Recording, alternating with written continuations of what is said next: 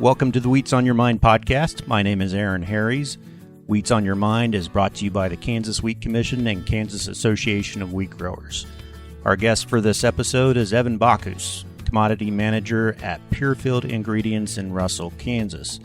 Evan and I are visiting about the rapidly growing wheat protein market and Purefield's role to meet that increasing demand for wheat protein.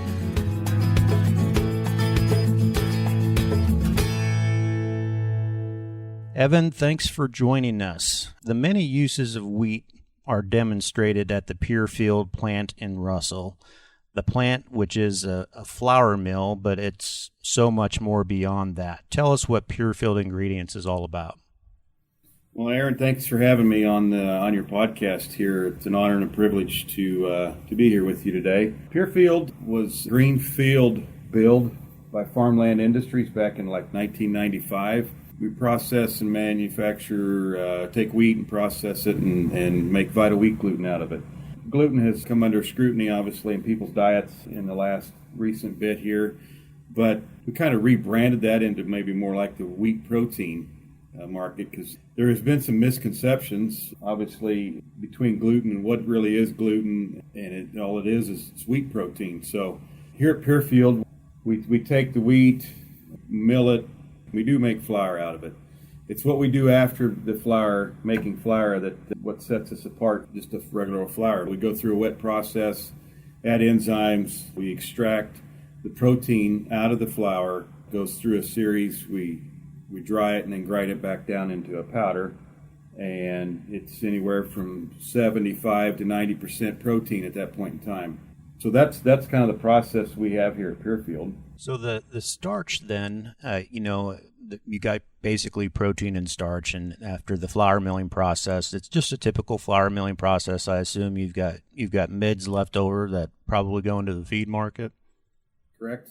What happens with that starch part of it? The starch is obviously a byproduct of this process, and it tends to be large volumes of starch. It gets piped over to our ethanol plant, and it goes through the ethanol making process of fermenting, and it's one of our inclusions in making ethanol here as well. You know, a good analogy is the components of when we go through with the wheat kernel. You know, as a kid, you might have grabbed some wheat when you was at harvest time, you threw it in your mouth, you chewed it up, and you spit out the starch, and what you had left was a gumball, which would have been the bran and the germ, or the endosperm, and that gumball is actually what comes through our process of adding a wet process after making flour. So the starch gets piped over to the ethanol plant. It's about 2/3 of our inclusion over there for making ethanol. So having the ability to have a use for that starch is critical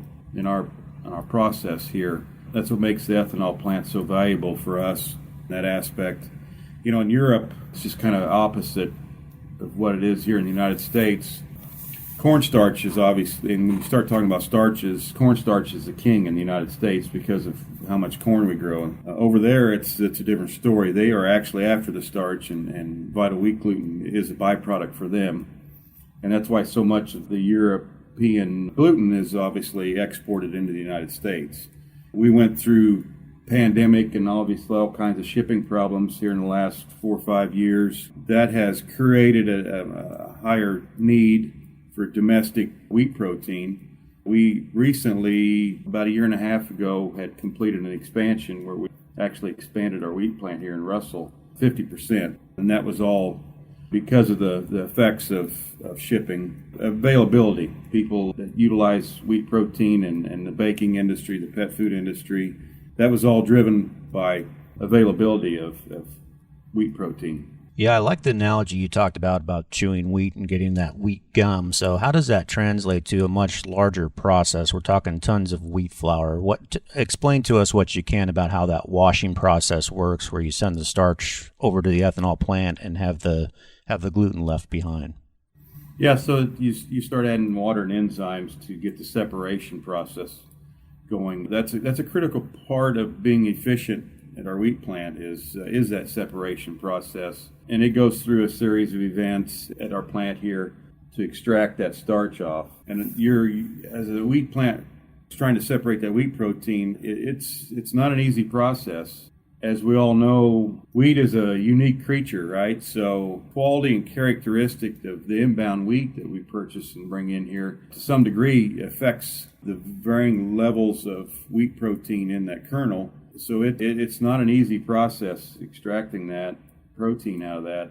We're always ongoing trying to understand more and more of that, the wheat kernel itself and how it affects our efficiency and and how well we can separate the protein here. Inbound moistures of that wheat, just the differing levels of protein actually, and not all protein is the same, in wheat. We do some testing of the wet gluten index to help try to predict how much available protein may be there in different bearings of just inbound protein for this wheat. So it's challenging. We're little more than just a flour mill. I would say a lot more. So what protein are you looking for that wheat coming in? Our sweet spot's kind of in that 13 to 14% range. We will take it down to 12, but that's what really, what a bakery will use Vital Wheat Gluten for is to increase the rising and binding properties for their applications. So they come to us to supplement, we really are a micronutrient when it comes to the baking industry, but the characteristics of what that wheat protein will enhance their product is obviously what they're after from us.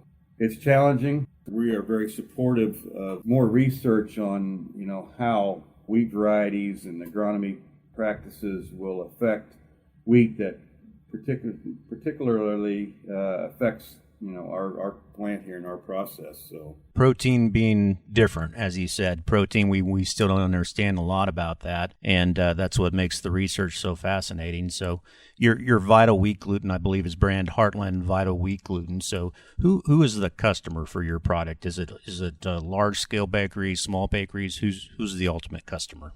Yeah, we run the whole gamut on that.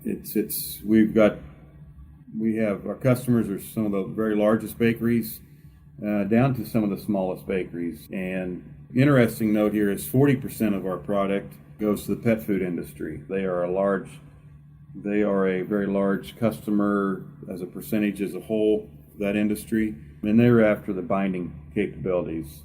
You want to take that a step further, traceability and food safety. It's amazing that the food safety or the pet food industry is so cognizant and aware of, more so maybe aware of that traceability and safety in their industry. It's at the same level as human consumption bakeries, or at times even maybe a little bit more. Pet food industry is like 40% of our product that we ship out of here and sell to. And a huge industry in Kansas, but goes beyond pet food to the bakeries, and we've seen an explosion, I suppose, of the meat alternative market. Does your product go into those channels? We have been part of early on when this was kind of taken off a little bit, that meat alternative market. We were part of some studies on how wheat protein affected their product and the making of it. So we are buyer to some of them companies that are in the meat alternative market. Now we've seen that market kind of ebb and flow a little bit here, and where that market goes from here, I can't predict that, but there's a group out there that they're called flexitarians, right? And it's the people that not so much are vegans or vegetarians, but they're more so of conscientious of what their diet does look like, and they're wanting to eat less meat and dairy products.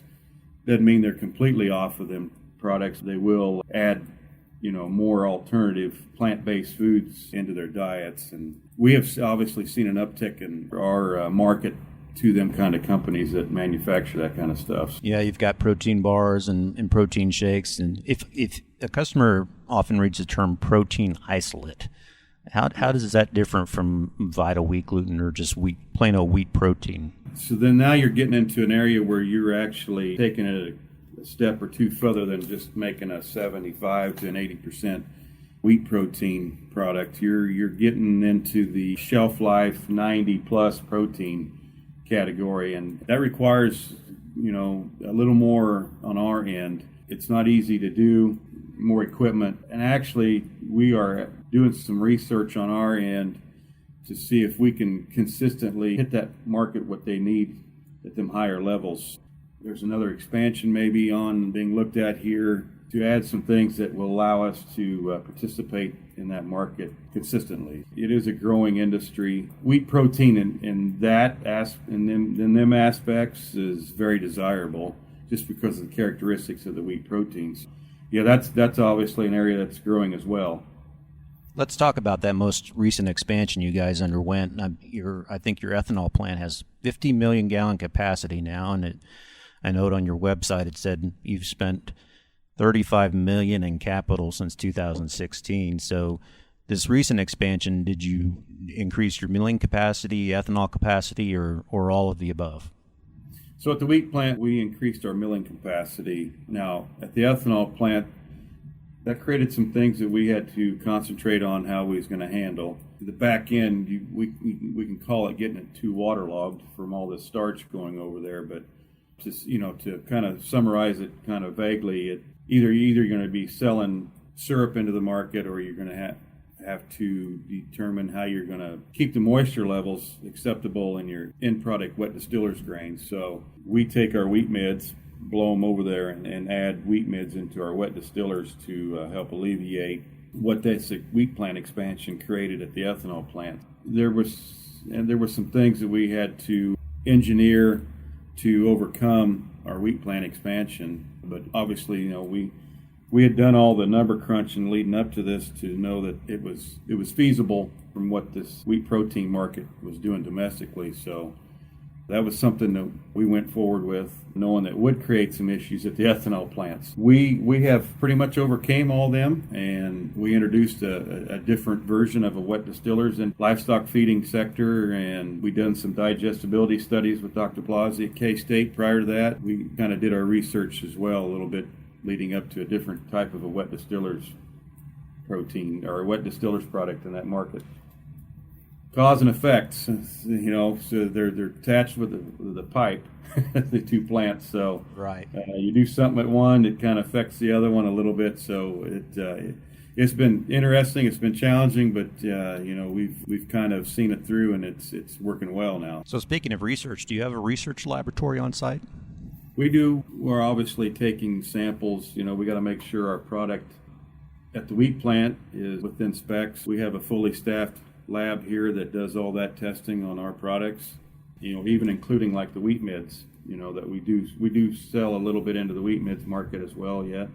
So it's, we have testing done here, and then we have a lab at the ethanol plant too to make sure our ethanol's in spec. So, and our wet distillers and our dry distillers are what we should be selling into the markets. Yes, we have two different separate labs here on site.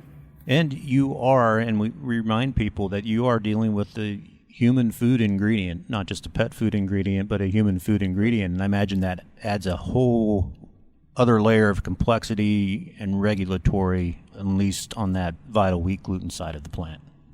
It does. We have to adhere to audits from companies we sell to. They come in here and make sure that we're doing what we need to sell them a safe product. That this is going to be changing the game a little more as this gets more expanded. You're going to be finding more than what the FISMA did to the livestock feeding sector, even more so moving forward. And by our estimates, traceability, making sure that by the time that producer harvests that grain, that it's getting handled correctly, and its agronomy practices are done correctly. We're going to see that being expanded more. Safety awareness. I would like to say that farm to fork is not just a slogan anymore. It has some teeth in it now. Absolutely.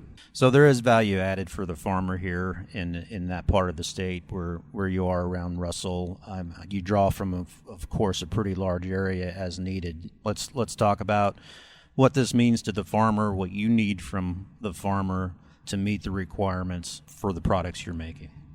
Yeah, so it is value added. Obviously we're after a little higher quality wheat than just what you might find going into a flour mill.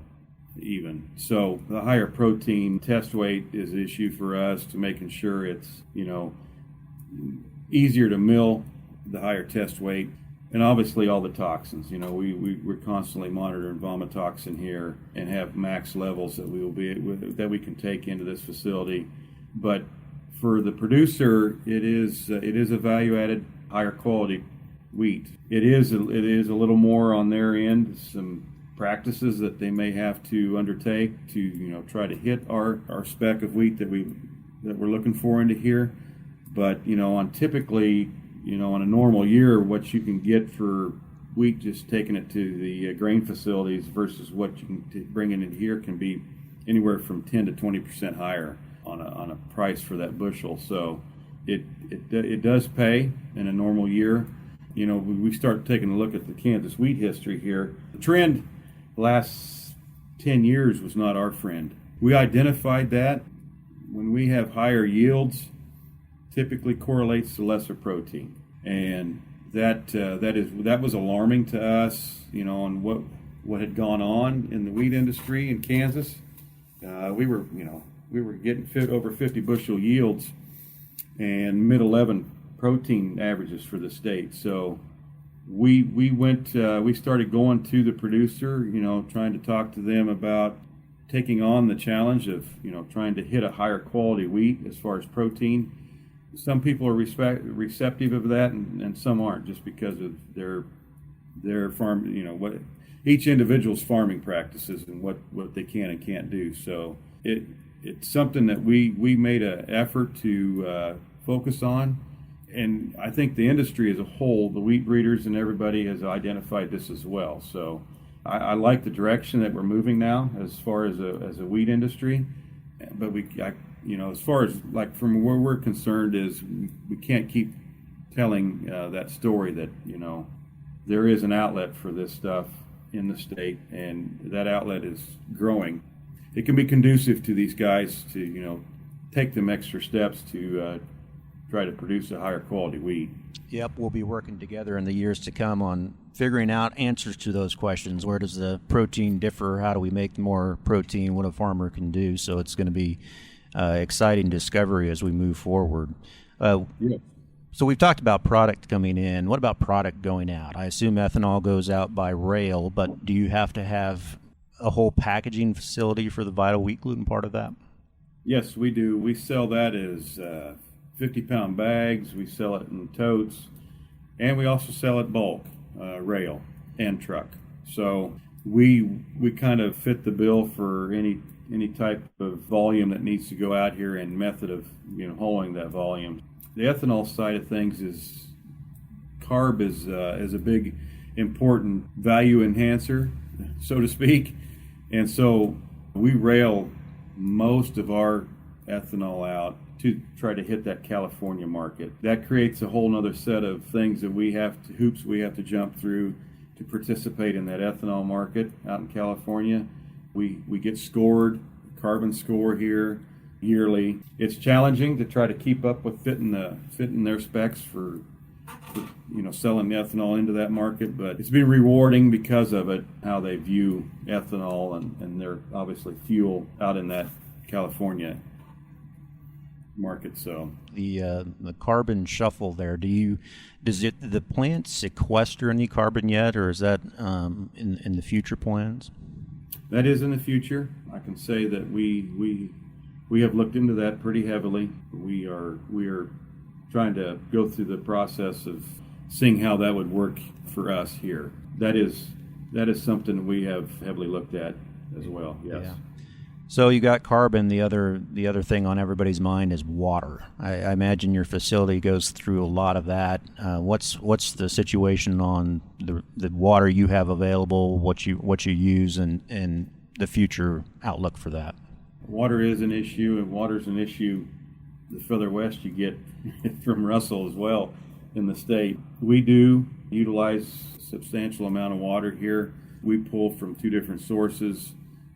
To some degree, Russell is kind of tied in with Hayes, the city of Hayes, and this last couple of years of lower moisture obviously has created some issues, above and beyond just us as far as, availability of water. It is a challenge. We are constantly, in talks with our suppliers of water and what that looks like moving forward.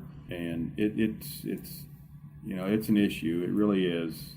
But so far, we've been able to overcome the issues so far. So it's moving forward. Obviously, if we're ever going to expand here again, that's water's obviously number one on the list to have to deal with. So yeah, well, and you guys are good for the local economy too. And in that part of the state, how many people work at the plant? We're a little over 100 people that work here now. So does that make you the largest employer in the area? We're close with the hospital, probably. I don't know exact numbers, but we're right there. We're right there with them for sure. So yeah. Final thing, I guess, Evan, this gluten market is a global market. I mean, if you had a crystal ball to look into, I mean, do you still see the expansive potential, or what kind of thing keeps you up at night?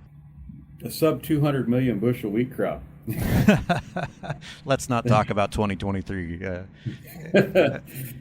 Moving forward, yeah, it's obviously being able to source quality wheat and how we're going to source that. The importing of vital wheat gluten into this country, obviously, from Australia and Europe, can affect our gluten market at times. It kind of ebbs and flows with that, right? So I would be fairly safe to say that the plant-based food industry is not going away. That's going to continue to grow. The wheat protein isolate market for the shakes and the shelf life food products, that's not going away. That's going to be continually growing. So, as far as that industry goes, I think that future's bright. It's just a matter of if we can stay efficient here with sourcing the right kind of wheat that allows us to be efficient in making our product, is something that obviously is critical in my part of this, part of my part I play in Pure Field. So quality of wheat, it needs to be there for us to be able to hit all our goals and expectations of what we can provide to this vital wheat gluten market domestically. So okay, message received. So well, Evan, I think we'll wrap it up there, and we certainly appreciate your time on the podcast, and good luck with your business venture. Thank you, Aaron. Appreciate the time here.